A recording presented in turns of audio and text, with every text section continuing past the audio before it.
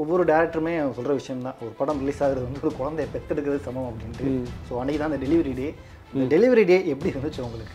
Delivery டே வந்து என்னென்னா, குழந்தை பிறந்துச்சு. சுகப்பிரசவன்றது இல்லை, அந்த குழந்தை பிறந்தது, இந்த குழந்தை இன்குபேட்டரில் வைக்கிற ஒரு சுச்சுவேஷனில் இப்போ இருக்குது. இந்த படம் என்னென்னா, குமரன் வந்து ஆல்ரெடி தொலைக்காட்சி நேயர்களுக்கு மிகவும் அறிமுகமான ஒரு பர்சன். குமரனுக்கான ஃபேன்ஸ் நிறைய பேர் இந்த படத்தை பார்க்குறதுக்கு தயாராக இருந்திருக்காங்க. பட் எனக்கு சொல்லப்பட்ட காரணங்கள் என்னென்னா, தியேட்டர்ஸில் வந்து ஒரு புதுமுக நடிகராக தான் பார்க்குறாங்க. அதனால் அவர் படத்தை வந்து ப்ரிஃபர் பண்ணி யாரும் போடுறதுக்கு ஏதோ பத்திரிகையாளர்கள் பாராட்டுறாங்க படம் நல்லா இருக்கு அப்படின்ட்டு. முதல் நாள் படம் ரிலீஸ் ஆகுது, அப்போவுமே ஆடியன்ஸ் பாதி பேர் பல ஊர்களை பார்க்குறாங்க, படம் நல்லா இருக்குன்னு சொல்கிறாங்க. ஆனால் ஏன் தியேட்டர் கிடைக்க மாட்டேங்குது? ஏன் தியேட்டர், இது இந்த கொஸ்டின் தான் எனக்கும் புரியல. ஏன் தியேட்டர் கிடைக்க மாட்டேங்குது அப்படின்னா, இதுக்கு எத்தனையோ வியாபார காரணங்கள் சொல்கிறாங்க ரஞ்சித். நான் யார்கிட்டையும் போயிட்டு ஏன் எதுக்கு அப்படின்னு பிஹெச்டி பண்ணி நான் அதை தெரிஞ்சுக்கிறதுக்கான ஒரு ப்ராசஸில் நான் இறங்கினேன் அப்படின்னா, தொடர்ச்சியாக சின்ன படங்கள் அப்படின்ற இந்த மத்திய நடுத்தர பட்ஜெட்டில் இருக்கக்கூடிய படங்களுக்கு அதை ஓடிடியில் வந்தால் பார்த்துக்கலாம் அப்படின்ற ஒரு மாயையை க்ரியேட் பண்ணுறது ஒரு விஷயம் ஒன்று நடக்குது. இன்னொன்று, பெரிய படங்களுக்கு மட்டும்தான் தியேட்டர்ஸ் அப்படின்ற மாதிரி. அதில் வந்து பார்த்திங்கன்னா சில படங்கள்லாம் விருது காட்சிகள் மாதிரி தான் இருக்குது. பல ஊர்லேருந்து வந்து நடிகர்கள் நடிப்பாங்க, ஆளுக்கு 5 சீன். ஆனால் எனக்கு என்ன புரியலன்னா, ஒரு டெலிவிஷன் ஸ்டார், எல்லாருக்கும் பிடிச்ச ஒரு நடிகர் ஒரு படம் நடிக்கிறாரு, அதற்கான காட்சிகள் வந்து ஏதோ ஒரு தியேட்டரில் மிட் நைட்டில் ஒரு 11:59 ஷோ கொடுத்துருக்காங்க. என்னென்னா, கடந்த 3 நாட்களாக அந்த ஷோ ஹவுஸ்ஃபுல்லாக போகுது. எனக்கு இது எப்படி உண்மையிலேயே சொல்கிறேன் ரஞ்சித், ஐம் வெரி கன்ஃபியூஸ். நான் எதை நோக்கி நான் வந்து இதுக்கப்புறம் போகணும் அப்படின்றது எனக்கு தெரியல. ஃபிலிம் பீட் தமிழ் நேயர்களுக்கு வணக்கம், நான் உங்கள் ரஞ்சித். கடந்த வாரம் தமிழ் சினிமாவில் கிட்டத்தட்ட ஒரு 7-8 படங்கள் ரிலீஸ் ஆச்சு. அதில் விமர்சகர்களால் அதிகம் பாராட்டப்பட்ட நிறைய பாசிட்டிவான ரிவ்யூஸ் வந்த ஒரு திரைப்படம் தான் குமார சம்பவம் திரைப்படம். ஸோ அந்த படத்தினுடைய இயக்குனர் இந்த நேர்காணலில் நம்மளோட இணைஞ்சிருக்காரு, பாலாஜி வேணுகோபால். வணக்கம். வணக்கம் ரஞ்சித், எப்படி இருக்கீங்க? குட். யா, ஓகே. நிறைய விஷயம் பேசலாம். அந்த குமார சம்பவத்தை வந்து ஆரம்பிச்சலாம் நினைக்கிறேன். லாஸ்ட் வீக் நான் சொன்ன மாதிரி நிறைய படங்கள் ரிலீஸ் ஆச்சு. அதில் குமார் சம்பவம் நீங்கள் ப்ரெஷ் ஷோ போடும்போதே விமர்சகர்கள் மற்றும் பத்திரிகையாளர்கிட்ட இருந்து நிறைய பாராட்டுகள் வந்தது. முதல் பாராட்டு வந்தது அவங்ககிட்ட இருந்து தான் எனக்கு தெரிஞ்சு. அப்போ நீங்கள் எப்படி ஃபீல் பண்ணீங்க? இல்லை, உண்மையிலேயே பயங்கரமாக கிரிட்டிக்கலாக இருக்கிறவங்களுக்கே அந்த படம் வந்து பயங்கர என்டர்டெய்னிங்காக இருந்தது அப்படின்னும்போது, ஃபஸ்ட் டைம் ஒரு ப்ரெஷ் ஷோவில் எல்லோரும் என்கிட்ட வந்து கை கொடுத்து கட்டியெல்லாம் பிடிச்சது தான். இதுதான் எனக்கு அந்த ஃபீலிங் ரொம்ப புதுசாக இருந்துச்சு. ஸோ எனக்கு என்னென்னா, அவங்கள நம்ம என்டர்டெயின் பண்ணிட்டோன்ற அந்த ஒரு சந்தோஷம் எனக்கு ஜாஸ்தியாக இருந்துச்சு. ஓகே. கட் பண்ணால் ப்ரெஷ் ஷோ முடியுது. அடுத்த நாள் 12ஆம் தேதி நினைக்கிறேன் படம் ரிலீஸ் ஆகுது. ஒவ்வொரு டேரக்டருமே சொல்கிற விஷயம் தான், ஒரு படம் ரிலீஸ் ஆகுறது வந்து ஒரு குழந்தைய பெற்றெடுக்கிறது சமம் அப்படின்ட்டு. ஸோ அன்றைக்கி தான் அந்த டெலிவரி டே. இந்த டெலிவரி டே எப்படி இருந்துச்சு உங்களுக்கு? டெலிவரி டே வந்து என்னென்னா, குழந்தை பிறந்துச்சு. சுகப்பிரசவன்றது இல்லை, அந்த குழந்தை பிறந்தது, இந்த குழந்தை இன்குபேட்டரில் வைக்கிற ஒரு சுச்சுவேஷனில் இப்போ இருக்குது.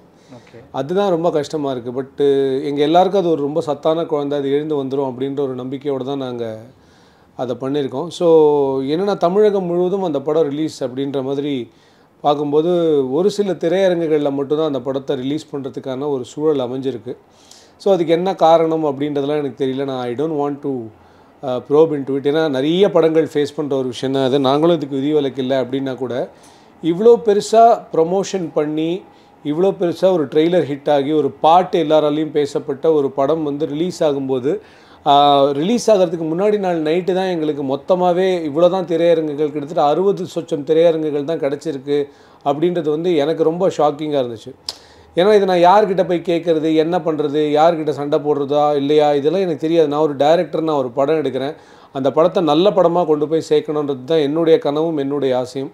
இதுக்கு முன்னாடி நான் எடுத்த லக்கி மேன் படமும் அந்த மாதிரி தான். லக்கி மேன் படமும் பார்த்தீங்கன்னா 10 படம் ரிலீஸ் ஆன ஒரு நாளில் தான் ஆச்சு. பட் அதில் அஃப்கோர்ஸ் யோகி பாபு இருந்தார். அதனால் ஒரு ஸ்டார் வேல்யூ, புல் வேல்யூ அப்படின்ற ஒரு விஷயம் அதில் இருக்கிறதாக வியாபார தரப்பில் சொன்னாங்க.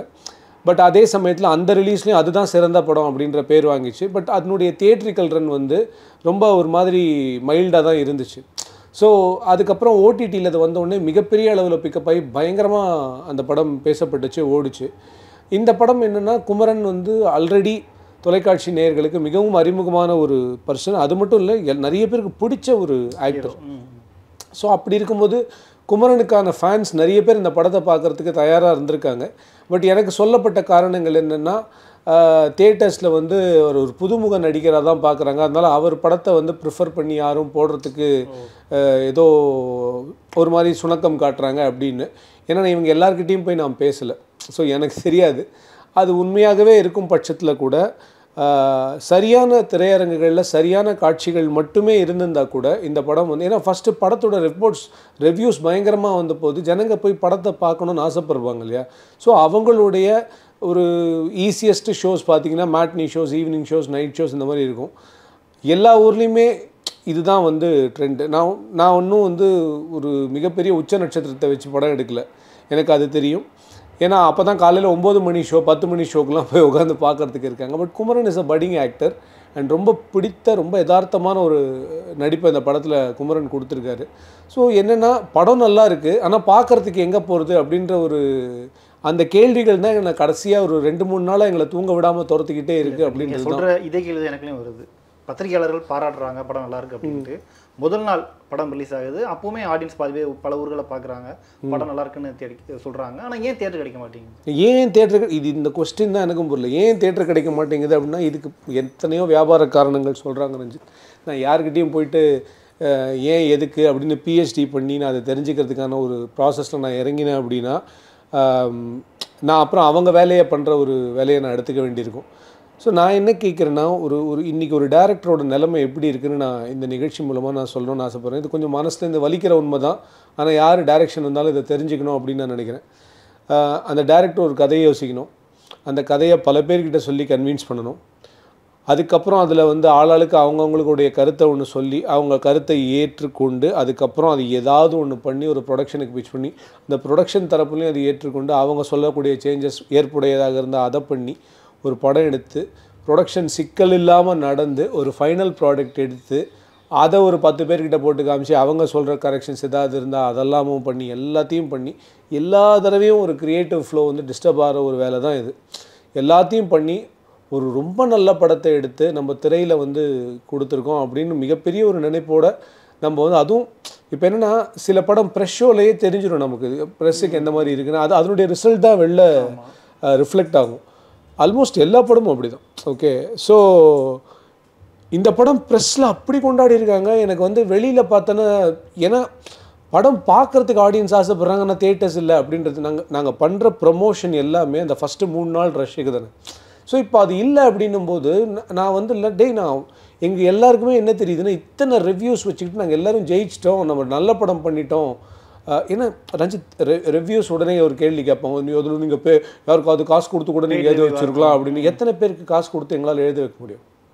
ஓகே, நிறைய நேர்மையான விமர்சகர்கள் இருக்காங்க, அவங்களும் சூப்பராக இருக்குன்னு சொல்லியிருக்காங்கல்ல படம், டெஃபினட்டாக ஃபேமிலியோட பாருங்கன்னு சொல்லியிருக்காங்கல்ல. அப்படி இருக்கும்போது இவ்வளோ ரிவ்யூஸ் வந்த படத்துக்கு ஏதாவது ஒரு விஷயம் நடந்திருக்கணும்ல.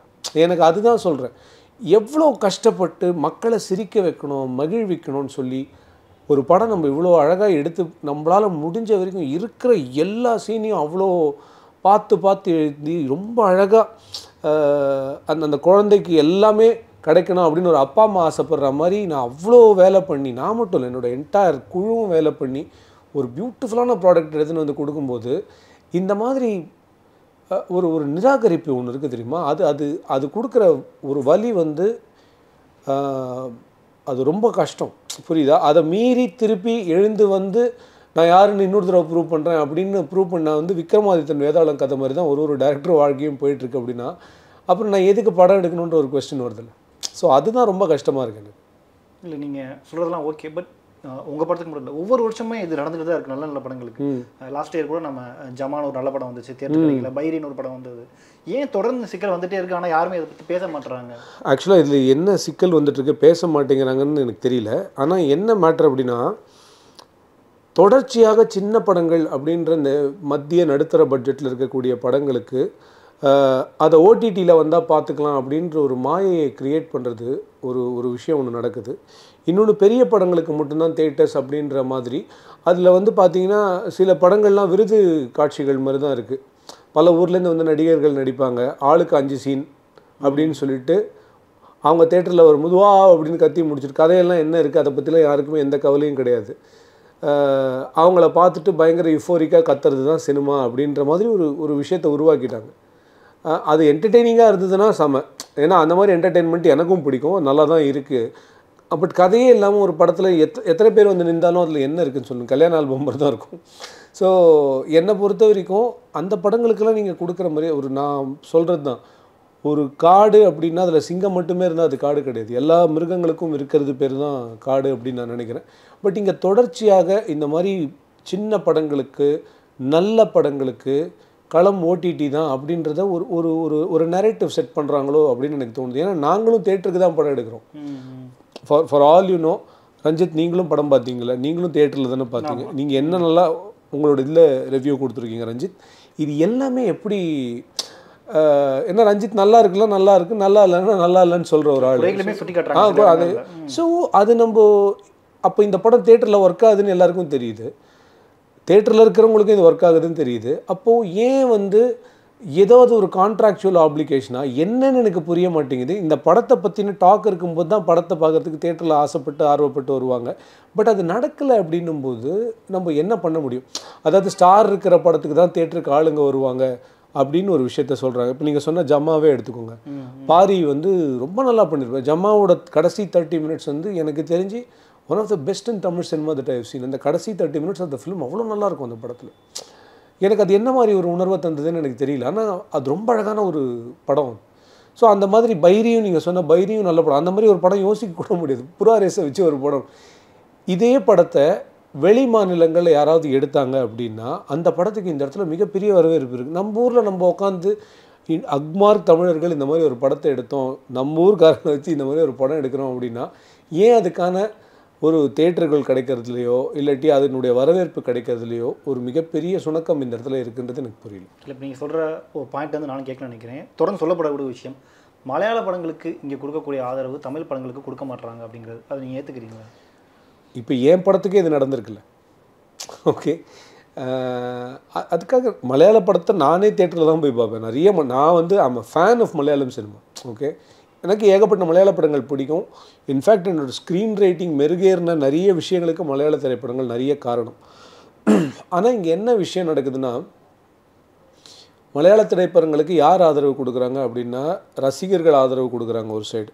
ஓகே, அந்த படத்தை கரெக்டான திரையரங்குகளில் கரெக்டான காட்சிகளில் கரெக்டாக கொண்டு வந்து செட் பண்ணுறாங்க. அதனால் ஆட்டோமேட்டிக்காக ரசிகர்களுக்கு அது பிடிக்குது. ஏன்னா நான் என்ன சொல்கிறேன், யாருன்னே தெரியாத ஒரு மலையாள நடிகரை வந்து நீங்கள் அந்த படம் பார்த்து தான் தெரிஞ்சுக்கிற மாதிரி இருக்கிற நிறைய பேர் தெரியவே தெரியாது. இந்த ஊரில் சுற்றி ஒரு 4-5 பேரை தான் நீங்கள் கேட்டு சொல்லிகிட்டு இருப்பாங்க. ஆனால் அந்த படம் நல்லா இருக்குன்னு எல்லோரும் போய் பார்த்துடுறாங்கல்ல. ஸோ அது ஏன்னா கரெக்டான காட்சிகள் இருக்குது. நீங்கள் நல்லா பாருங்கள், மலையாள படத்துடைய காட்சிகள் எல்லாமே ரொம்ப பர்ஃபெக்டாக ஒரு மாதிரி இந்த மேட்னி ஷோ, ஈவினிங் ஷோ அந்த மாதிரி காட்சிகள் தான் நிறைய இருக்கும். ஓகே, ஷோ கொடுக்குறதும் அந்த மாதிரி தான் இருக்கும். ஏன்னா அந்த டைமில் வரக்கூடிய படம் வந்து கரெக்டாக எல்லாரையும் ரீச் பண்ணுறதுக்கான ஒரு பாசிபிலிட்டி இருக்குது. ஆனால் இங்கே இது என்னோட வியூவான்னு தெரியல, ஆனால் நான் பார்த்த நிறைய மலையாள படங்கள் இப்படி தான் வந்திருக்கு. ஆனால் எனக்கு என்ன புரியலன்னா, ஒரு டெலிவிஷன் ஸ்டார் எல்லாருக்கும் பிடிச்ச ஒரு நடிகர் ஒரு படம் நடிக்கிறாரு, அதற்கான காட்சிகள் வந்து ஏதோ ஒரு தேட்டரில் மிட் நைட்டில் ஒரு 11:59 ஷோ கொடுத்துருக்காங்க. என்னென்னா கடந்த 3 நாட்களாக அந்த ஷோ ஹவுஸ்ஃபுல்லாக போகுது. ஓகே, ஸோ எனக்கு அது எப்படின்னு அந்த மாதிரி ஒரு ஷோ இருக்கிறதே எப்படின்னு எனக்கு தெரியல. பட் அதுவும் ஹவுஸ்ஃபுல்லாக போகும்போது அப்போ இந்த படத்தின் மேலே இருக்கக்கூடிய கவனம் வேறு மாதிரி வரணும் அப்படின்றது தான் நான் நினைக்கிறேன். ஏன் அந்த இடத்துல நம்ம எங்கேயோ ஒரு இடத்துல தவறுறோமா அப்படின்ற ஒரு கேள்வி இருக்குது. அதுதான் எனக்கு ரொம்ப கஷ்டமாக இருக்குது. பட் நீங்கள் படத்துடைய ப்ரமோஷன் இதெல்லாம் நம்ம சரியான ட்ராக்கில் தான் போகிறோன்றது உங்களுக்கு தெரியுது? 100%. ஏன்னா இதுக்கு மேலே எந்த ப்ரொடியூசரும் ப்ரொமோட்டே பண்ண முடியாது இந்த படத்தை. ஏன்னா திரும்பின பக்கம்லாம் எங்கள் படத்தை பற்றின பேச்சு, திரும்பின பக்கம்லாம் பேனர், திரும்பின பக்கம்லாம் போஸ்டர், அத்தனை பஸ் ஷெல்டர்ஸ், எவ்வளோ ட்ரெய்லர் வந்து ஆல்மோஸ்ட் எல்லா பெரிய திரையரங்குகள்லேயும் வந்து கடந்த ஒரு வாரத்துக்கு முன்னாடிலேருந்து இந்த ட்ரெய்லர் வந்து ப்ளே ஆகி ட்ரெய்லருக்கு ஒரு மிகப்பெரிய வரவேற்பு வந்து இணையதளத்துலேயும் கிடச்சி ஒரு மிகப்பெரிய எக்ஸ்பெக்டேஷன் செட் பண்ணி தான் நாங்கள் வரோம். ஆனால் அந்த எக்ஸ்பெக்டேஷனை எங்களால் கேஷ் இன் பண்ண முடியுதா அப்படின்னு பார்த்தா திருப்பி நாங்கள் வந்து எங்கேயோ ஒரு இடத்துல எனக்கு கைகள் கட்டப்பட்டு கால்கள் கட்டப்பட்டு நான் வந்து ப்ரூவ் பண்ணி நான் ஒருத்தன் கூட ஃபைட் பண்ணோன்னா எப்படி ஃபைட் பண்ணி ஜெயிக்க முடியும்? ஓகே, பட் இருந்தாலும் இன்னொரு பக்கம் இந்த மாதிரியான நல்ல சின்ன படங்களுக்கு வந்து படம் நல்லா இருந்து மக்கள்கிட்ட போய் சேராட்டி அப்படின்னா டக்குன்னு ஏதாவது பிரபலங்களை கூப்பிட்டு படத்தை பார்த்து பாராட்டுவாங்க. அந்த மாதிரி கூட ஏன் குமார் சம்பத்துக்கு நடக்குது? பிரபலங்களை கூப்பிட்டு காமிக்கிற அந்த ஒரு விஷயம் வந்து பண்ணலாம். ஓகே, எனக்கு என்னென்னா சில சமயம் வந்து உதவிக்கரங்கள் எங்கேருந்து வேணால் வரும். ஓகே, பட் இன்றைக்கி எந்த பிரபலத்தை நாங்கள் நினச்ச உடனே எங்களால் ரீச் பண்ண முடியுது, அவங்க பார்த்து இது சூப்பராக இருக்குது அப்படின்னு சொன்னால் அந்த பிரபலங்கள் நமக்காக வந்து பேசுவாங்க, பண்ணுவாங்க, எல்லாம் ஓகே. ஆனால் அவங்க சொல்லி ஜனங்க இந்த படத்தை பார்க்கணுன்னு ஆசைப்படும்போது ஜனங்களுக்கு பிடிச்ச ஒரு ஷோ இருக்கணும் தேட்டரில். ஓகே, ஃபைனலாக இங்கே தான் வந்து நிற்கிது. இங்கே தான் வந்து யாரை வச்சு நீங்கள் என்ன ப்ரொமோட் பண்ணாலும் அவங்களுக்கு பிடிச்சி மனசார இந்த படத்தை நான் பார்த்து ரொம்ப நல்லா இருக்குன்னு சொன்னாலும் கரெக்டான ஒரு ஷோ, ஒரு குடும்பங்களுக்கான படம் ரஞ்சித். இது குடும்பத்தில் குழந்தையிலேருந்து பெரியவங்க வரைக்கும் என்ஜாய் பண்ணுற ஒரு படம். கண்ணெதிர்க்க நம்மளும் பார்த்தோம் தேட்டர்ஸில் அப்படி என்ஜாய் பண்ணுறாங்கன்னு. ஆனால் குடும்பங்கள் எப்போ போய் படம் பார்ப்பாங்க? காலையில் 11 மணிக்கு போய் பார்ப்பாங்களா, இல்லாட்டி ஈவினிங் 3:30 மணிக்கு பார்ப்பாங்களா, 6:30 மணிக்கு பார்ப்பாங்களா? ஸோ ஈவினிங் ஷோ தான் மோஸ்ட்லி போவாங்க. ஸோ அந்த ஷோஸே இல்லை. அப்படி அதுவும் நான் என்ன சொல்கிறேன்னா, ஊர்லலாம் விட்டுருங்க, ஊர்லலாம் படம் பார்க்கணுன்றதை வச்சுக்கிட்டாங்கன்னா எப்படியா போயிடுவாங்க, எதா பண்ணி பார்த்துருவாங்க. பட் சென்னையை பொறுத்த வரைக்கும் எங்களால் வந்து இங்கே தான் ஷோ இருக்குன்னு எங்களால் சொல்ல முடியல. Forget about common people. நான் என்னுடைய ஃபேமிலி, என்னோடய ஃப்ரெண்ட்ஸு, இவங்களுக்கெல்லாம் ஒரு ஷோ தேட்டரில் போய் பார்க்கணும் காமன் ஆடியன்ஸோட நான் ஆசைப்படும்போது எங்கெங்கேயோ ஏதேதோ இடத்துலலாம் ஷோ கிடச்சி நாங்கள் எப்படி இந்த படத்தை கொண்டு போய் அவங்களுக்கு சேர்க்குறதுன்னு எனக்கு தெரியல. ஸோ இது என்னென்னா ஒரு மிகப்பெரிய கொஸ்டின் மார்க்காக தான் எனக்கு இருக்குது. இதுக்கு என்ன காரணம், என்ன சூழல் காரணமாக தெரில. பட் நீங்கள் ரிலீஸ்க்கு முன்னாடி யோசிச்சிருக்கீங்களா? இந்த ஏன்னா 12ஆம் தேதி இத்தனை படங்கள் ரிலீஸ் ஆகுது, நாமே அந்த டேட்டில் ரிலீஸ் பண்ணணும், இன்னொரு டேட்டில் ரிலீஸ் பண்ணிக்கலாமே. நல்ல கேள்வி ரஞ்சித். இப்போ நான் எந்த டேட்டில் ரிலீஸ் பண்ணாலும் இதே பிரச்சனை தான். இதே பிரச்சனை. ஏன்னா எல்லா வாரமுமே உங்களுக்கு 10 படம் மினிமம் ரிலீஸ் ஆகுது. இன்றைக்கி எங்கே நான் என்ன சொல்கிறேன்னா, யாரையுமே குறை சொல்லலை, எதுக்கு ப்ரிஃபரன்ஸ் கொடுக்கணுன்றது ஜனங்களுக்கு தெரியுது. ஓகே, ஸோ மக்கள் மத்தியில் எந்த படத்துக்கு ஒரு பல்ஸ் இருக்குது அப்படின்றத பார்த்து அதுக்கு திரையரங்குகள் கொடுக்கறதுன்றது ஒரு தனி நேக். ஆனால் இங்கே அந்த மாதிரி நடக்க மாட்டேங்குது. தெரிந்த முகங்கள் இருக்கிற படத்தை தான் ஃபஸ்ட்டு போடுவோம், அதுக்கு தான் ஜனங்க உள்ளே வருவாங்க. அந்த படங்கள் சரியில்லை அப்படின்னு எல்லோரும் யாராவது பேசுனாங்க அப்படின்னா ஸ்லோவாக அதுக்கப்புறம் உங்கள் படங்களுக்கெலாம் நாங்கள் வாய்ப்பு தருவோம், அதுக்கப்புறம் நீங்கள் வந்து முடிஞ்சால் பழைச்சி வாங்க. இதெல்லாம் முடிவு பண்ணுறது யார்? ஏன்னா இப்போ நான் இதை பற்றி பேசினேன் அப்படின்னா இது யார் முடிவு பண்ணுறாங்க? இதுக்கான ஒரு ஏன்னா இது வந்து ஒரு சிஸ்டம். ஓகே, இதில் வந்து உதவணும்னு நினைக்கிறவங்களும் இருக்காங்க, இல்லை இந்த இப்படி தான் நடக்கணும்னு நினைக்கிறவங்களும் இருக்காங்க. ஸோ நம்ம வந்து நானும் நாளைக்கு இதெல்லாம் சொல்லிவிட்டு இதே சிஸ்டமில் தான் இருக்கணும்.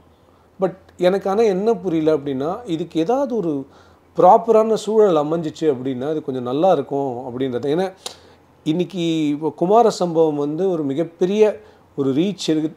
ஒரு சின்ன படம் தூக்கின்னு போயிடுச்சுங்க இந்த படம், எல்லாரையும் வந்து டுக் சர்ப்ரைஸ் அப்படின்ற ஒரு விஷயம் நடந்து ஜனங்க பெருவாரியாக வந்து தேட்டரில் பயங்கரமாக என்ஜாய் பண்ணுற ஒரு படமாக இது மாறி இருந்ததுன்னா இன்றைக்கி நம்ம 2 பேரும் பேசுகிற சுச்சுவேஷனே வேறு மாதிரி இருந்திருக்கும். ஓகே, பட் அதுக்கான சூழலில் இந்த இடத்துல தேட்டரே இல்லை அப்படின்னும் போது அப்போ நான் யாரை இதில் வந்து நான் வந்து ரசிகர்கள் வந்து சரியாக பார்க்க மாட்டேங்கிறாங்கன்னு சொல்ல முடியுமா, தேட்டர்கள் ஓனர் சரியாக பண்ண மாட்டேங்கிறாங்கன்னு சொல்ல முடியுமா, காட்சிகள் சரியாக போட மாட்டாங்கிறாங்கன்னு சொல்ல நான் இதில் யாரை சொல்கிறது? It's a combination of every திங்கா.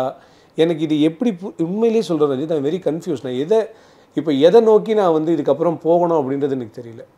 இல்லை இப்போ கட் பண்ணி நம்ம லக்கி மேன் பக்கம் போனோம் அப்படின்னா லக்கி மேனுக்கும் இதே பிரச்சனை இருந்தது அவங்களுக்கு. லக்கி மேனுக்கும் இதே பிரச்சனை தான் இருந்தது. ஆனால் லக்கி மேனில் என்ன ஒரே அட்வான்டேஜ் என்னென்னா, அதில் வந்து எல்லாருக்கும் தெரிந்த ஒரு முகமான யோகி பாபு இருந்ததுனால அந்த படம் வந்து கிட்டத்தட்ட சிட்டிலே ஒரு 35-40 நாள் ஓடிச்சு.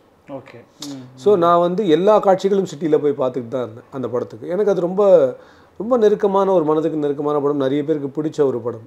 இப்போ இந்த படம் வந்து நிறைய தெரிந்த முகங்கள் தான் இருக்காங்க நடிகர்களாக.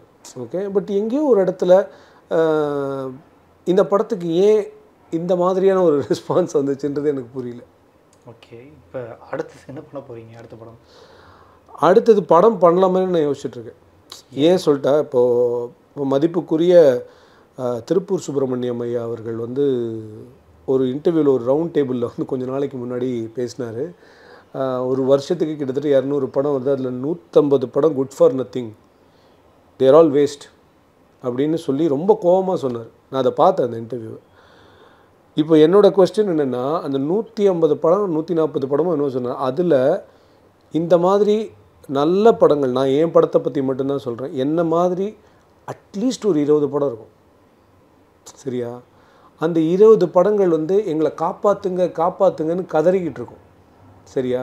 அதுக்கு இண்டஸ்ட்ரியிலேருந்து யார் வந்து கை தூக்கி விட்டு இந்த படத்தை ஓட வைக்கணும் அப்படின்னு பண்ணுவாங்கன்னு தெரியல. ஏன்னா இது வந்து ஒரு பொருளாதாரம் சார்ந்த இண்டஸ்ட்ரி. இன்றைக்கி நாளைக்கு தேட்ரிக்கலாக ஒரு டைரக்டர் ஹிட்டு கொடுத்தா தான் அவனை வந்து ஹீரோஸே கூப்பிடுறாங்க. சரியா? அவனை ஹீரோஸே அப்படி கூப்பிடும்போது எனக்கு திருப்பி படம் கிடைக்கும் ரஞ்சித், கண்டிப்பாக கிடைக்கலாம். ஓகே, ஆனால் திருப்பி நான் இதே பட்ஜெட்டில் சின்னதாக ஒரு படம் பண்ணிவிட்டு இப்படியே காலத்தை ஓட்டிக்கோ அப்படின்னு என்னுடைய வாழ்க்கையை இந்த பொருளாதாரம் டிசைட் பண்ணும். ஆனால் நான் இதெல்லாம் தாண்டி நிறைய கதைகள் சொல்லணும் அப்படின்னு ஆசைப்படுற ஒருத்தனுக்கு ஒரு வெற்றி இந்த இடத்துல தேவைப்படுது, ஒரு அங்கீகாரம் தேவைப்படுது. பட் இப்போ குமார சம்பவத்துக்கு அந்த அங்கீகாரம் எங்கேயோ ஒரு இடத்துல மறுக்கப்படுது அப்படின்னும்போது நான் என்ன பண்ண போகிறேன் அடுத்ததுன்ற ஒரு கொஸ்டின் எனக்கு இருக்குது. ஏன்னா திருப்பி என்னென்னா ரோட்டில் போகும்போது ஐயோ பாவம் ஒரு நல்ல படம் எடுத்தவர் கடைசியில் இப்படி ஆயிடுச்சு சிவாஜி அப்படின்ற மாதிரி வந்துருச்சுன்னு வச்சுக்கோங்களேன். எல்லாரையும் சிரிக்க வைக்கிறதுக்காக ஒரு படம் எடுத்துகிட்டு அதுவும் ஜெனுவனாக சிரிக்க வச்சுட்டு நான் மட்டும் உள்ளுக்குள்ளே அழுது என்ன பிரயோஜனம்? அப்புறம் நான் எதுக்கு படம் எடுக்கணும்? இதனால தான் என்ன நடக்குதுன்னா, நீங்கள் ஒரு படம் கதை சரியில்லைன்னா ஃபெயில் ஆகலாம், நடிப்பு சரியில்லாமல் ஃபெயில் ஆகலாம், கேமராவிற்கு என்ன வேணால் கிராஃப்ட் சரியில்லாமல் ஃபெயில் ஆகலாம், எல்லாமே ஃபெயில் ஆகிற படங்கள் வந்து இன்றைக்கி வந்து ப்ரமோஷன் சரியில்லாமல் ஃபெயில் ஆகிருக்கு சில படங்கள். ஆனால் வந்து தியேட்டர்கள் கிடைக்காம ஒரு படம் வந்து ஃபெயில் ஆகுறதுன்றது இருக்குது தெரியுமா? அது எவ்வளோ கஷ்டம். நான் என்ன சொல்கிறேன், ஒரு குழந்தை முழுகிட்டு இருக்கு ரஞ்சித் உங்கள் கண் எதிர்க்க, யார் வீட்டு குழந்தையோ, உங்களுக்கு நீச்சல் தெரியும், ஆனால் அந்த குழந்தையோட அப்பா அம்மா வந்து சொல்லட்டும் அதுக்கப்புறம் நான் அதை காப்பாற்றுறேன் அப்படின்னு சொல்கிறது எந்த மாதிரியான ஒரு செயல் அப்படின்றது எனக்கு புரியல. நானாக இருந்தால் டப்புன்னு குதித்து காப்பாற்றிட்டு அதுக்கப்புறம் அப்பா அம்மா முடிச்சு நாலு திட்டிருப்பேன். ஆனால் இப்போ எங்கள் குழந்தை வந்து it's actually waving hands, we are singing, I am singing அப்படின்னு. ஆனால் இந்த இண்டஸ்ட்ரியிலேருந்து யார் வந்து இந்த குழந்தைக்கு என்ன ஆதரவு கொடுக்க போகிறாங்க அப்படின்னு. ஏன்னா நான் இதை சொல்லும்போது பயங்கர வலியோடு தான் சொல்கிறேன், நான் எனக்கான வலின்னு சொல்ல ரஞ்சித். இப்போ இந்த படத்தில் எல்லா விமர்சனத்துலையும் என் பேர் எழுதிட்டாங்க. பாலாஜி வேணுகோபால் பிரமாதமாக டைரக்ட் பண்ணிட்டார், பயங்கரமாக சிரிக்க வச்சுட்டார். எல்லா விமர்சகர்களும் போய் சொல்ல மாட்டாங்க. குமரன் ரொம்ப நல்லா நடிச்சிட்டாரு, சூப்பராக இருக்குது, எல்லாம் எழுதிட்டாங்க. எல்லா டெக்னீஷியன்ஸ் பேர் உட்பட எல்லார் பேரும் எழுதியாச்சு. ஆனால் இத்தனை பேரையும் பேர் வாங்க வச்ச என் ப்ரொடியூசர் இருக்கார் தெரியுமா, கணேஷ் சார். அவர் ஒரு பக்கம் நின்று ஓரமாக வந்து இப்போவும் சிரிச்சுட்டு தான் இருக்கார். ஓகே, ஆனால் அவர் மனசில் எவ்வளோ ஒரு வலி இருக்குன்றது எனக்கு தெரியும். நாங்கள் ஜெயிக்கிறதுக்கு மட்டுமா அவர் படம் எடுத்தார்? அவரும் ஜெயிக்கணும் தானே, அவர் ஜெயிக்கணும்னு நினைக்கிறது தானே எனக்கு வந்து தார்மீகமான விஷயம் அது தானே. இப்போ என்னென்னா ஐயோ இப்படி ஆயிடுச்சே அப்படின்ற ஒரு ஃபீலிங் இருக்குது. எனக்கு நல்ல பேர் வந்துருச்சு, அவ்வளோதான். நான் இதுக்கப்புறம் ஏன்னா இந்த படம் நாளைக்கு ஓடிடியில் யாராவது வாங்குவாங்க, ஓடிடியில் வந்தோடனே how to I miss in theatres அப்படின்னு ஆரம்பிப்பாங்க. நான் அதான் சொல்கிறேன், இது தேட்டர்ஸில் யாரும் மிஸ் பண்ணல, தேட்டர்ஸ் இந்த படத்தை மிஸ் பண்ணியிருக்கேன். ஸோ அவ்வளோதான் நான் நினைக்கிறேன். ஏன்னா இப்போது இது வந்து அடுத்தது என்ன அப்படின்னு கேட்குற உலகம் ரஞ்சித், இழந்தது என்னன்னு யோசிக்கிற உலகம் கிடையாது. இப்போ என்னென்னா இப்போ அடுத்த வாரம் வரக்கூடிய படங்களில் ஜனங்க மைண்ட் அதுக்கு போய்டும் ஆட்டோமேட்டிக்காக. இப்போது நாங்கள் பண்ண ப்ரமோஷன்ஸில் இப்போ கொஞ்சம் கொஞ்சமாக ஏதாவது புஷ் கொடுத்து ஏதாவது ஒரு சேஞ்ச் வந்து இந்த வீக்கெண்ட்லேருந்து அடுத்த வீக்கெண்ட் வரைக்கும் நாங்கள் ஒரு இது கிட்டத்தட்ட வார் ஜோன் மாதிரி நாங்கள் ட்ராவல் ஆகணும். அப்போ நான் என்ன பண்ணுறது? எனக்கு இந்த ஒரு வாரத்தை கடக்கிறதுக்கு எனக்கு என்ன ஸ்ட்ராட்டஜி இருக்குது? கடவுளை வேண்டிட்டு ஆண்டவா டெய்லி ஒரு 25 பேர் எப்படியாவது எந்த ஷோ போட்டாலும் இந்த படத்தை போய் பார்க்கணும் எல்லா ஊர்லேயும். அப்போ தான் தேட்டர்ஸ், ஏன்னா தேட்டர்ஸ் பற்றி நான் பிஸ்னஸாகவே சொல்கிறேன், அவங்களுக்கு ஃபுட்ஃபால் அவசியம். அது அவங்க வியாபார தர்மம், அவ்வளோதான். ஆனால் எனக்கு என்னென்னா இதுக்கான ஒரு சூழலே இந்த இடத்துல இல்லாத போது நான் இதில் யாரையுமே குறையும் சொல்லலை Ranjith. If you look at me, நான் இவங்க தான் இந்த தப்பு பண்ணாங்க நான் யாரை பற்றியுமே நான் சொல்லலை. நான் சொல்லக்கூடியது ஒரே மேட்ரு என்னென்னா, இந்த படம் இப்போ வந்து அடுத்த வாரம் வந்ததுன்னா பயங்கரமாக போயிருக்கும் அப்படின்னு சொல்கிறதுக்கான சூழலில் தமிழ்நாட்டில் எந்த படமும் இல்லை, கண்டிப்பாக இல்லை. ஏன்னா எந்த படம் யாரோட இது ஸ்ட்ராட்டஜிக்கலாக ஒரு வார் மாதிரி ஒரு தடவையும் படத்தை பிளான் பண்ணி இறக்கிறது எத்தனை தான் திங்க் பண்ணும். ஒரு டேரக்டர் ஒரு கதையை யோசிக்கணும், படத்தை எடுக்கணும், படத்தெல்லாம் முடிச்சு கொடுத்துட்டு சென்சார் வாங்கி கொடுக்குறதோட ஒரு டேரக்டரோட வேலை முடிஞ்சு போச்சு அப்படின்னு பேசுவாங்க. எனக்கு அந்த கேள்வி இருந்தது, படம் எடுத்து முடிச்சா நீங்கள் கிளம்பிடலாமே, இந்த படம் ரிலீஸ் ஆகி ஆடியன்ஸ் பார்க்குற வரை உட்காந்து நீங்கள் அடுத்தடுத்து வேலை பார்த்துட்டே இருந்தா இப்போ என்னென்னா அவ்வளோ ஆயிடுச்சு. புரியுதா? இன்றைக்கி வந்து ஒரு டேரக்டர் ஒரு படத்தோடு ட்ராவல் பண்ணுறாங்கன்னா மினிமம் ஒரு 1.5 வருஷம் அவனோட லைஃப் வந்து போகுது. அதில் வந்து அவன் எத்தனை இழப்புகள் அவனுடைய வாழ்க்கையில் இருக்குது, எத்தனை ஆங்ஸைட்டிஸ் இருக்குது அப்படின்றது தெரியாது. ஐயோ நம்ம படத்தை பார்த்து யார் என்ன சொல்லுவாங்க, ஐயோ இந்த பாட்டு சரியா இல்லைன்னு, இந்த மாதிரி வாழ்க்கை ஃபுல்லாக இது எப்படி ஆகிடும், நாளைக்கு காலையில் விடிஞ்சிருமா, நாளைக்கு இந்த படத்தை வந்து நம்ம ஃபைனல் அவுட் எடுத்துருவோமா, இந்த நாள் ஷூட்டிங் எப்படியாவது முடிஞ்சிருமா, இந்த ஆக்டர் டேட் கொடுத்துருவாங்களா, இந்த படத்தோட ஃபைனல் அவுட் பார்த்துருவோம். இந்த மாதிரி ஒரு மொமெண்ட்லேயும் ஆங்ஸைட்டி ப்ரெஷர் குக்கர் மாதிரி ஒரு டைரக்டரும் வேலை செஞ்சிட்ருக்காங்க. ஓகே, ஆனால் என்னென்னா இப்போ என்னென்னா படம் சரியில்லைன்னு வச்சுக்கோங்களேன், எல்லா தப்பும் டேரக்டர் மேலே சொல்லிடுவாங்க. அது இன்னும் எவ்வளோ பெரிய ஒரு வலி. எத்தனை டேரக்டர் மேலே வந்து அந்த சுமை இருந்து அவங்களால எழுந்துக்கவே முடியல. நிறைய பேருக்கு நீங்களே பார்த்துருக்கீங்க ரஞ்சித், எத்தனையோ படங்கள் பார்த்துருக்கீங்க. இந்த படம் ரொம்ப நல்லா இருக்கே, பாவம் அந்த டேரக்டர் அடுத்து என்ன பண்ணுறாருன்னா வாய்ப்பு இல்லாமல் இருப்பார். அந்த ஒரு படத்தோடு அப்படி நிற்கிறாங்க. ஏன்னா இது வந்து வெற்றி அப்படின்றது மட்டும்தான் சினிமாவில் வந்து ஒரு விஷயமாக பார்க்குறாங்களே தவிர திறமை அப்படின்றத பார்க்குறதே கிடையாது. ஓகே, உங்கள் திறமையால் தான் உங்களுக்கு வெற்றி வருது. சில பேருக்கு அதிர்ஷ்டத்தில் திடீர்னு ஒரு வெற்றி வரும். இன்றைக்கி இன்ஸ்டாகிராமில் ரீல்ஸில் நடிக்கிறவங்கலாம் இன்றைக்கி தான் ஒரு நடிகர்னு சொல்லிட்டு பேசும்போது அதுக்கு பின்னாடி ஒரு கூட்டம் வந்து இவர் மட்டும் சினிமாவில் வந்தால் பயங்கரமாக இருந்துடும் அப்படின்னு சொல்லிட்டு எல்லாம் பேசி அவங்கள ஒரு ட்ரால் மெட்டீரியல் ஆக்கி அவங்களுக்கு சினிமாவில் வாய்ப்பு கொடுத்து அவங்க ஸ்க்ரீனில் வந்தால் பேசுறது. இந்த மாதிரி அதாவது எப்படி சொல்கிறது அப்படின்னா, ஒரிஜினலான கண்டென்ட்னு ஒன்று இருக்குல்ல, அந்த ஒரிஜினல் கண்டென்ட், அந்த ஆர்கானிக் கண்டென்ட் இருக்குல்ல, அதை பண்ணுறதுன்றதுக்காகவே வந்தவங்களுக்கு இங்கே என்ன மரியாதை இருக்குன்றதான் என்னோடய கொஸ்டின். இப்போ வந்து நான் இதை பேசிட்டு நாளைக்கு வந்து இது படம் இதுவாகிடுச்சு அதனால் இன்டர்வியூ, நான் இப்போவும் சொல்கிறேன், எங்கள் படத்துக்கான எல்லா வேலையும் நாங்கள் பண்ணிட்டோம், ப்ரொடியூசர்ஸும் பண்ணிகிட்ருக்காங்க. இன்னமும் கண்டிப்பாக ஒரு ரீஷஃப்லிங் நடக்குது. ஸோ திரையரங்குகளை வந்து கரெக்டான ஷோஸ் இன்க்ரீஸ் பண்ணுறதுக்கான வேலைகள்லாம் பண்ணுறாங்க. கண்டிப்பாக அதற்கு ஒரு ஆதரவு இருக்கும் அப்படின்னு நான் நம்புகிறேன். ஆனால் இந்த 3 நாள் தட்ஸ் தி மிராக்கிள் அவர். ஓகே, அந்த மிராக்கிள் அவரில் எந்த சைட்லேருந்துமே சப்போர்ட் இல்லாமல் இந்த படம் நின்றுருக்குன்றதே நாங்கள் வந்து எங்கள் புள்ள நாங்கள் பெத்த புள்ள வந்து ஸ்ட்ராங்கான புள்ள அப்படின்றத காமிச்சு உறுதியாக தான் இருக்குது படம். அதில் எந்த டவுட்டும் எங்களுக்கு கிடையாது. அவ்வளோ வேலை பண்ணியிருக்கோம். படத்துடைய ப்ரொடியூசர்லேருந்து ப்ரொடக்ஷன் பாய் வரைக்கும் இந்த படத்தில் அவ்வளோ எல்லாரும் அவங்க வேலையை சரியாக பண்ணால் தான் ஒரு படம் நல்லாயிருக்கும். கரெக்டாக அந்த வேலையை குமார சம்பவம் பண்ணிடுச்சு. குமரனுடைய மனநிலை இப்போ எப்படி இருக்குது? ஏன்னா முதல் படம் அவருக்கு ஹீரோவா. இப்போ நீங்கள் சொல்லும்போது நிறைய விஷயங்கள் நிறைய பேர் சொல்கிறாங்க, அதாவது ஒரு பெரிய ஸ்டார் நடிச்சிருந்தா ஸ்க்ரீன் கிடச்சிருக்கும் அப்படின்ற மாதிரி. குமரன் அதுவும் ஃபீல் பண்ணுறாரா? என்னை பொறுத்த வரைக்கும் குமரனோட மனநிலை எப்படி இருக்குது அப்படின்றது என்னால் இப்போ உறுதியாக சொல்ல முடியல. ஆனால் எப்படி இருக்கலாம் அப்படின்னு நான் சொல்கிறேன்னா, இந்த படத்தை பார்க்குறதுக்கு தான் லிட்டரலி 17 வருஷம் is been waiting in is life. படமும் நல்லா வந்திருக்கு. ரசிகர்கள் எல்லாமே குமரனை தேட்டரில் பார்க்கணுன்னு ஆவலாக போகிறாங்க. ஆனால் தேட்டர்களில் இந்த படம் வந்து அவங்களுக்கு அவங்க ஊரில் ஒன்றும் இல்லை அவங்க சொல்கிற தேட்டர்ஸில் இந்த படம் இல்லை, இல்லாட்டி அவங்க நினைக்கிற காட்சிகளில் இந்த படம் இல்லை. ஸோ அப்படி இருக்கும்போது தன்னை பார்க்கணும் அப்படின்னு ஆசைப்பட்டு வர அந்த ஃபேன்ஸ்க்கு குமரனால் என்ன சொல்ல முடியும்? இந்த இயலாமையை எப்படி வெளிப்படுத்த முடியும்? நான் கேட்குறது அவ்வளோதான். ஸோ இது எப்படின்னா, இது அதனால தான் நான் சொல்கிறேன், இந்த சிஸ்டம் எப்படி ஒர்க் ஆகுது அப்படின்றது என்னால் உறுதியாக இதனால தான் நடக்குதுன்னு சொல்கிறதுக்கான ஸ்பேஸில் நான் இல்லை. பட் எனக்கு தெரியும் ரஞ்சித், நாளைக்கு வந்து இப்போ என் ஃப்ரெண்ட்ஸே சில பேர் இருக்காங்க, நல்ல ஃப்ரெண்ட்ஸே இருக்காங்க. நான் தூக்கி போட்டு வாட நம்ம ஒரு படம் பண்ணலாம் அப்படின்னு சொல்கிற ஃப்ரெண்ட்ஸ் இருக்காங்க. உயிரை கொடுத்து எனக்காக படம், அவங்களுக்காக நான் நல்ல படம் பண்ணிடுவேன், நான் நகர்ந்து போயிடுவேன், அது ஓகே.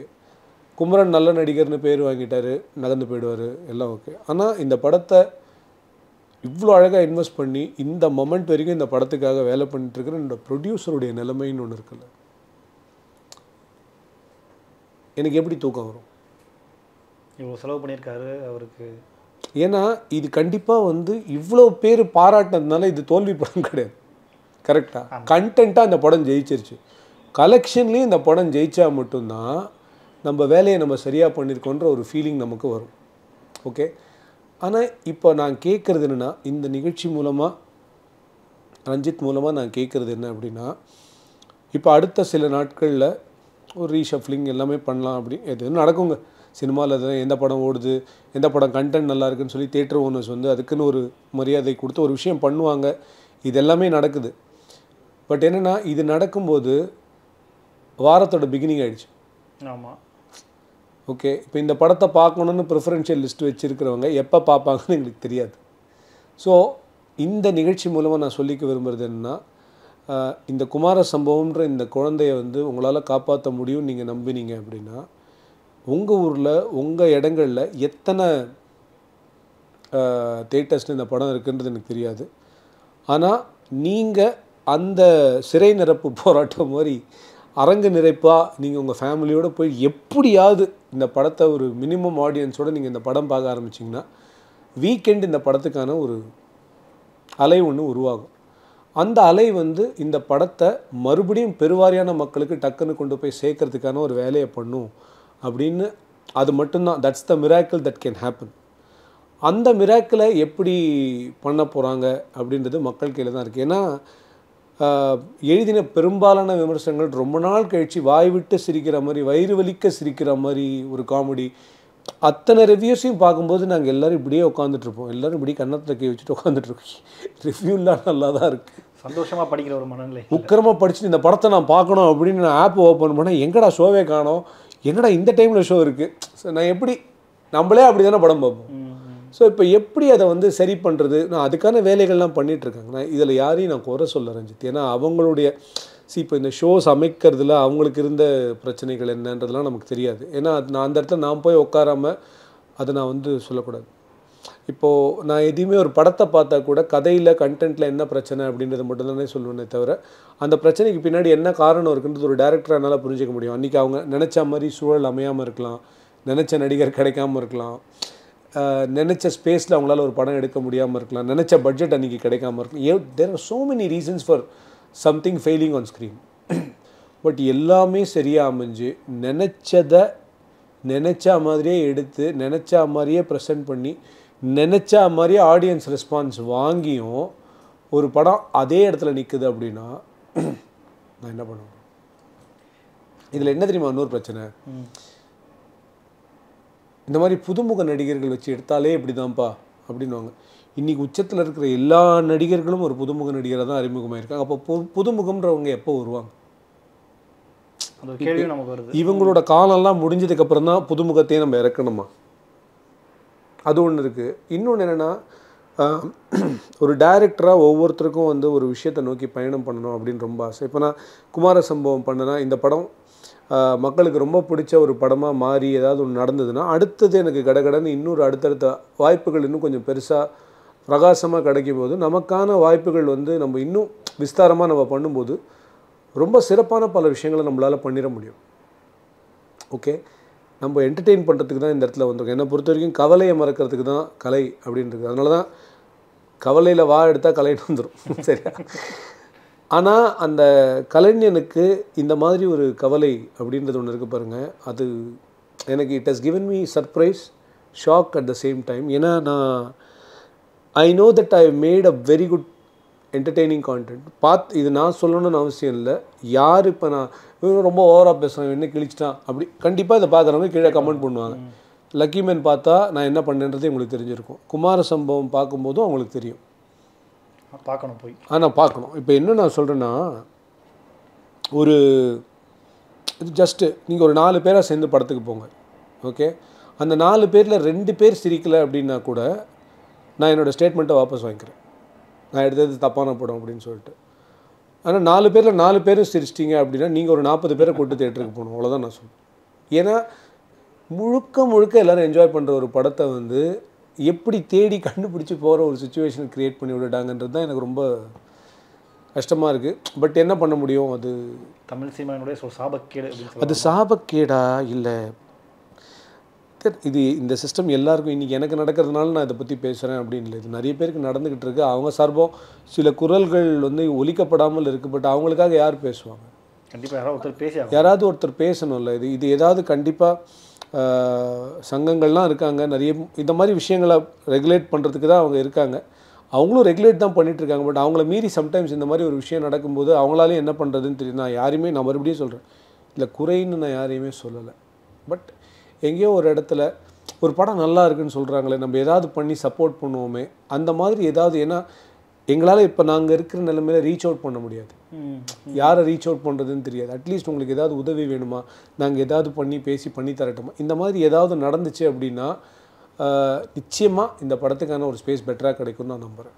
நிச்சயமாக இந்த ஒரு இன்டர்வியூக்கு பிறகு அது ஒரு மாறும் அப்படின்னு நம்ம நம்பலாம். கண்டிப்பாக ஆடியன்ஸ் தேட்டருக்குள்ளே வருவாங்க அப்படின்னு. தேங்க்ஸ் ரஞ்சித். ஆனால் என்னென்னா, நானும் ரஞ்சித்தும் இந்த படம் பார்த்துட்டு ரஞ்சித் என்கிட்ட சொன்னதை தான் இந்த ரிவ்யூலையும் you told. So first thanks for your review. எனக்கு என்னென்னா, ரஞ்சித் மாதிரி இன்னும் நிறைய ரிவ்யூவர்ஸ் ரொம்ப நல்ல ரிவ்யூ கொடுத்துருக்காங்க இந்த படத்துக்கு. ஸோ இவ்வளோ பேரும் சேர்ந்து ஒரு படத்தை நல்லா இருக்குன்னு சொல்கிறாங்க. பட் அந்த தியேட்டர்ஸில் நம்ம பக்கத்தில் இல்லை, கொஞ்சம் தள்ளி இருக்குது அப்படின்னா கூட கொஞ்சம் தயக்கம் காட்டாமல் நீங்கள் இந்த படத்தை போய் பார்க்கும்போது நிச்சயமாக இவங்க சொன்னதெல்லாம் உண்மை அப்படின்னு உங்களுக்கு தெரிகிற லெவலுக்கு தான் அந்த படம் இருக்குன்றதை நான் ரொம்ப உறுதியாக சொல்கிறேன். ஸோ இந்த படத்தை நீங்கள் ஜெயிக்க வைக்கிறது அப்படின்றது கூட நெக்ஸ்ட்டு தான். இந்த படத்தை தயவு செஞ்சு வாழ வைங்கன்னு தான் நாங்கள் கேட்குறோம். ஸோ இது எல்லா படத்துக்கும் எல்லாருமே கேட்குற ஒரு விஷயந்தான். நமக்கு கரெக்டான ஸ்க்ரீன்ஸ் கிடச்சிருந்தா நல்லா இருந்திருக்கும். இது எல்லா படத்துலையும் நடக்கிற ஒரு விஷயந்தான். ஸோ நான் எல்லா படத்துக்காகவும் இப்போ பேச முடியாது. ஏன்னா எல்லா படத்துக்கும் எனக்கும் பெரிய லெவலுக்கு தொடர்பு கிடையாது. என் படத்துக்காக பேசுகிறேன்.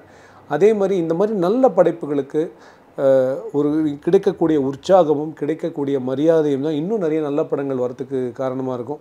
இல்லாட்டி அந்த படைப்பாளிகள், தயாரிப்பாளர்கள் கிடைக்காமல், நடிகர்கள் கிடைக்காமல், நினச்ச படத்தை பண்ணாமல் கிடைச்ச படத்தை பண்ணி அதுக்கப்புறம் பாவம் அவங்களுடைய கெரியர் கிராஃப் வந்து காணாமல் போயிடும். அந்த மாதிரி நல்ல நல்ல படைப்பாளிகள் வரணும் அப்படின்னு நீங்கள் ஆசைப்பட்டீங்கன்னா, அவங்களாம் உயிர்ப்போடு இருக்கணும், இந்த கலையில் வந்து இன்னும் நிறைய என்டர்டெய்னிங்கான விஷயங்களை கொடுக்கணும் அப்படின்னு நீங்கள் நினச்சிங்கன்னா, குமார சம்பவத்துக்கு நீங்கள் எந்த ஊரில் இருந்தாலும், அந்த ஊரில் இல்லைன்னா கூட வெயிட் பண்ணுங்கள். இந்த வார கடைசிக்குள்ளே ஏதாவது ஒரு சேஞ்ச், ஒரு மிராக்கிள் நடக்கும்னு நாங்கள் நம்புகிறோம். ஸோ அது உங்களுக்கு ஒரு பெரிய உற்சாகத்தை கொடுக்கக்கூடிய ஒரு படமாக இருக்குது. இந்த படம் எப்போ வந்தாலும் நீங்கள் தயவு செஞ்சு தியேட்டரில் மட்டும் பார்க்கணுன்ற ஒரு உறுதியோடு இருங்க. அது நிச்சயமாக வந்து உங்களை என்டர்டெயின் பண்ணும் அப்படின்னு நாங்கள் நம்புகிறோம். Thank you Ranjith and thanks to your team. But இதுக்கப்புறம் என்ன அப்படின்னு நீங்கள் கேட்டிங்க தெரியுமா? அந்த புதுப்பேட்டை படத்தில் ஒரு டைலாக் வருது, இன்றைக்கி ராத்திரி தாண்டிட்டான்னா அவனை யாராலையும் ஒன்றும் பண்ண முடியாது. அந்த மாதிரி இந்த ஒரு வாரத்தை தாண்டிட்டோம் அப்படின்னா அதுக்கப்புறம் தான் என்னன்றதை யோசிக்கிற ஒரு வேலையில் இருக்கேன். அது வரைக்கும் இந்த படத்தை எப்படி நம்மளால் கரெக்டாக பொசிஷன் பண்ணி கொண்டு போக முடியும், அதனால் தியேட்டர் விசிட்ஸ் போகிறது, இந்த மாதிரி நிறைய விஷயங்கள் பண்ண போகிறோம். அதனால் அதுக்கான வேலையில் தான் இருக்கேன். விட்டுற மாட்டோம் எண்டு வரைக்கும். So let's hope some miracle. நல்லது நினைப்போம், நல்லது நடக்கும். தேங்க்யூ, ரொம்ப நன்றி. தேங்க்யூ ரஞ்சித். தேங்க்யூ.